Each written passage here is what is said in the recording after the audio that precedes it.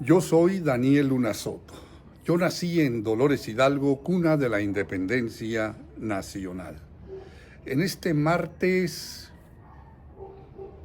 ¿cómo estamos? 18 de noviembre del año 2025, aquí sobre mi refugio librero. Claudia, regresa la campana histórica a su lugar original.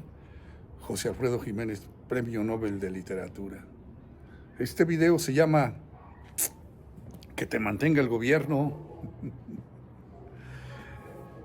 Que te mantenga el gobierno es una expresión popular, una expresión que es muy propia de los mexicanos y sobre todo de los mexicanos de clase medieros y clases bajas. Es una expresión que trata de evidenciar que yo no tengo por qué usar mis recursos de ningún tipo para que alguien esté vivo, para que viva a mis expensas. No, yo no. Yo soy un ciudadano común y corriente, un ser humano que tiene que trabajar, que tiene que buscar recursos económicos para sus necesidades básicas de todos los días. Así que si alguien quiere que yo trabaje para mantenerlo o para, pues que te mantenga el gobierno. Pero es una frase vieja que tiene un trasfondo histórico importante, a mi entender, muy importante. Y hablemos solamente desde los tiempos en que apareció este país como tal. Hoy le llamamos México, en otro tiempo se le llamó el Virreinato de la Nueva España, y es decir, estamos hablando de los últimos siglos de existencia de este país. Por mi raza hablará el espíritu, el lema de la Universidad Nacional Autónoma de México, y que se le atribuye a uno de los 7 sabios que les llamaban aquella época en la década de los 20. Y cuando aparece nuestro país, los 3 primeros siglos, los 3 primeros días de existencia de México, de los 5 que ha vivido hasta el momento, 5 siglos, los 3 primeros tuvimos un grupo hegemónico, un gobierno que era totalmente ajeno a quienes habíamos nacido por estas tierras, por estos lares, totalmente ajenos a el pensar, el sentir, el querer, el soñar de los pueblos originarios. Y quienes nos gobernaban en nombre del rey de España, los virreyes, durante el virreinato. Por eso algunos dicen que nunca fuimos una colonia, fuimos un virreinato. Es decir, nos gobernaba un virrey, alguien que nombraba el rey para que nos gobernara en su nombre. Por supuesto que los indígenas y los mestizos pues no tenían nada que ver con el rey ni con la gente que gobernaba, con el gobierno. El gobierno se convierte entonces en una clase social que está por encima de todo mundo, abajito de los designios divinos o de los designios del rey. Viene la independencia, y con la independencia de México se busca, con la creación de un nuevo país, se busca. Hay muchas maneras, hay muchas perspectivas para encontrar los objetivos de ese país naciente. Y cada vez queda más claro que quienes llegan al poder, independientemente de la existencia de algunos personajes que tenían una visión más propia, más adecuada, como Miguel Hidalgo y Costillo, como José María Morelos y Pavón, y como algunos otros héroes de la independencia, quienes se quedan con el poder son los criollos, los hijos de los españoles nacidos en México, porque los españoles de la península y nacidos en la península era la clase súper privilegiada. Ellos tenían todo el poder, todo el gobierno. Después los criollos, los hijos de los españoles, que nacieron en estos territorios por el simple hecho de haber nacido aquí, pues no tenían los mismos privilegios. Claro, personajes como Miguel Hidalgo y Costilla, o como Ignacio Allende. Y ni qué hablar de los mestizos, es decir, de las clases medias populares que venían del mundo indígena y que tenían hijos con españoles, no de las clases altas, es decir, los mestizos, los mexicanos. Nosotros somos los mexicanos, somos el resultado de esta fusión, de esta confusión de estas dos culturas, la española, europea, centroeuropeísta y el mundo indígena. Y lógicamente el siglo XIX es un gobierno que está muy alejado pues de los mestizos, del mexicano común y corriente. Por supuesto que entonces pues se pensaba que quienes detentaban el poder, porque así era, pues tenían enormes recursos económicos. Ellos concentraban los recursos económicos. ¿Y quién podía mantener a otra persona? Pues sobre todo los que tenían esos recursos económicos. Llega el siglo XX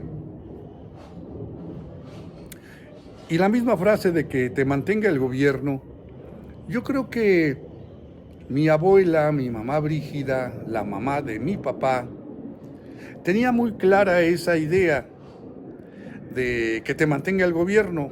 No, yo no se la escuché decir a ella, pero a veces recuerdo parte de mi niñez y mi juventud y yo platicaba mucho con ella. Ella tenía la idea de que el gobierno era una clase, pues nosotros le podríamos llamar social, una clase privilegiada que detentaba el poder. Era una clase que no tenía nada que ver con la sociedad, pero nada, y sobre todo con los más desprotegidos. Mi abuela no tenía casa propia, mis abuelos no tenían casa propia, ni tierras, que era una situación pues muy generalizada. El 90-95% o tal vez más de la población pues vivíamos en México y yo digo, ¿cómo es posible que en mi adolescencia, en mi juventud yo gritara ¡Viva México, viva México! Sin tener ni en qué caerme muerto porque no tenía pues ni una casita de interés social, un terrenito, una partecita de México que fuera mía. Entonces mi abuela hablaba del gobierno como un ente, como un ogro, como alguien ajeno y además malo, maloso. Es la década de los 20 del siglo pasado, hace un siglo, el triunfo de la revolución rusa, de los soviéticos, de los comunistas. Y en México el surgimiento, y en otros países, de una corriente opositora al comunismo, el sinarquismo, también en oposición a los anarquistas. Y los sinarquistas, mi abuela, hablaba del gobierno como algo malo, el mal gobierno. No, si es que el gobierno quiere hacer.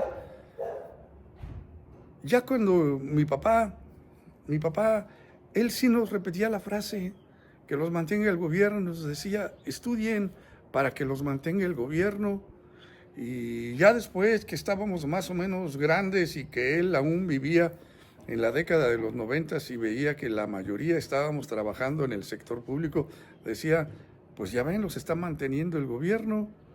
Todavía en estos momentos hay quienes piensan en el gobierno como en una clase social que viene de lo divino, como una clase privilegiada, como quien tiene la capacidad para dirigir, que son algo extraordinario. Y entonces la frase de que te mantenga el gobierno todavía tiene mucha fuerza en este país.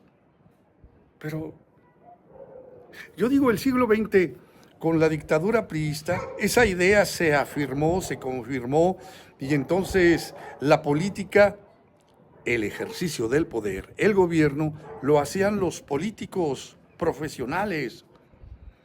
Tal vez la cúspide de los ejemplos es Ernesto Zedillo Ponce de León, 1994-2000. Yo sí sé cómo hacerlo. Él sí sabía cómo hacerlo. Supo tanto que hubo una tremenda superdevaluación, los errores de diciembre de 1994, el FOBAPRO. No. Si queremos hablar de un sexenio económicamente desastroso, el de Zedillo, aunque Miguel de la Madrid Hurtado, 1982-88, no se quedaba atrás.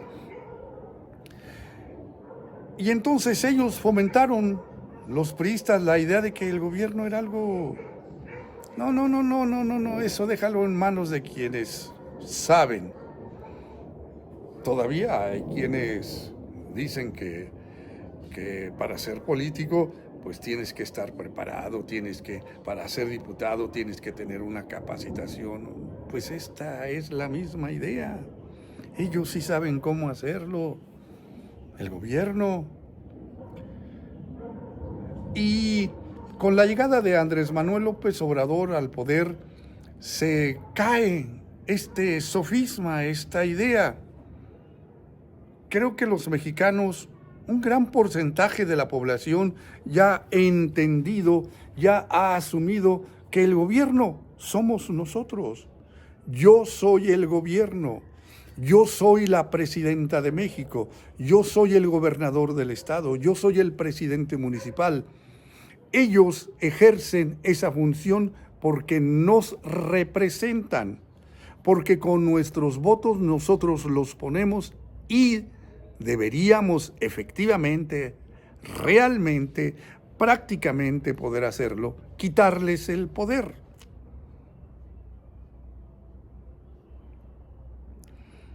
El gobierno soy yo, el gobierno soy yo. Y si yo pudiera platicar en estos momentos con mi papá y que él me dijera, pues te mantiene el gobierno, no papá, discúlpame. Primero, el gobierno no es una persona física, es una entelequia. Son personas que ejercen ciertas funciones que nosotros los ciudadanos hemos determinado que sean ellos. Y por lo tanto, el poder dimana del pueblo, la soberanía está en nosotros. Así, papá, ¿me mantiene el gobierno? Oye, fui profesor, investigador en la Universidad de Guanajuato durante 35 años, una universidad pública que recibe recursos nacionales un 30% y recursos estatales 70%. Y entonces a mí me mantuvo el gobierno y me sigue manteniendo porque me sigue pagando pensión. No. Es mi trabajo. Con mi trabajo, a mí me pagaron por realizar una actividad. El gobierno no es dueño de nada, de nada. Y si antes de Andrés Manuel López Obrador no había programas sociales como los que tenemos hoy de adultos mayores, de becas para estudiantes, de los jóvenes construyendo el futuro, de pensiones para los discapacitados en la cantidad y en el monto que hoy tenemos. Bueno, quien propuso esta nueva manera de ejercer el gobierno fue un partido político, y algunos mexicanos consideramos que ese era un buen gobierno, una buena manera de administrar los recursos públicos, y votamos por ellos. Y en el 2024 volvimos a votar por ellos. Ellos tienen que hacer lo que nosotros decidimos. Así que, pues no es Claudia, ni son los senadores, ni los diputados, ni son los gobernadores, ni los presidentes municipales. Somos los ciudadanos quienes con nuestro voto hemos decidido darle el sentido y el enfoque que consideramos correcto al ejercicio del poder en México. El gobierno debe actuar de acuerdo a cómo pensamos y queremos los ciudadanos. Que tenga el gobierno, esa es una idea vieja, caduca, es una vieja idea promovida desde arriba para que tú no pienses que ellos, los servidores públicos, los que ejercen el poder, lo ejercen porque nosotros así lo hemos decidido. Yo soy Daniel Luna Soto, yo nací en Dolores Hidalgo, cuna de la independencia nacional. Suscríbete a mi canal, dale like, comparte el video.